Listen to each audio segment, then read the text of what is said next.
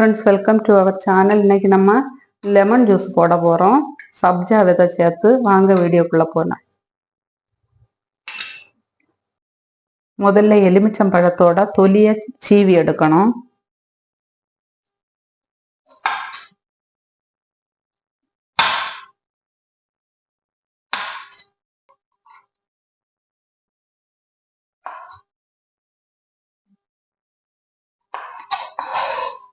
இதோட விதையை நம்ம எடுக்கலாம்.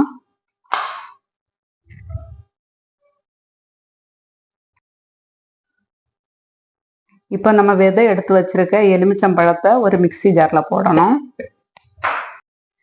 தேவையான அளவு சுகர் அல்லது தேன் சேர்க்கணும். நான் இப்போ சுகர் சேர்க்குதேன்.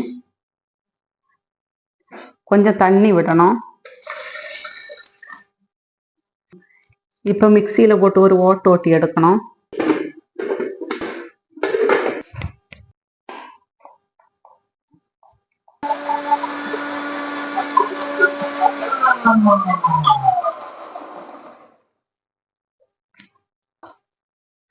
மிக்ஸியில அரைச்ச லெமனை நம்ம கப்புல அரிச்சு விடுதோம்.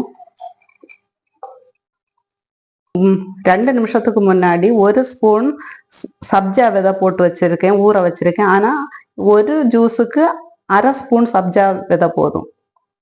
இப்ப அதை சேர்த்துக்கலாம்.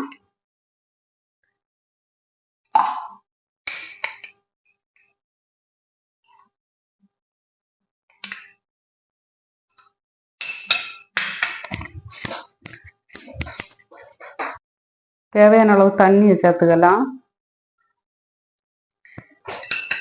கலந்து விட்டுக்கலாம். இப்போ சுவையான லெமன் ஜூஸ் ரெடி ஆயிருச்சு.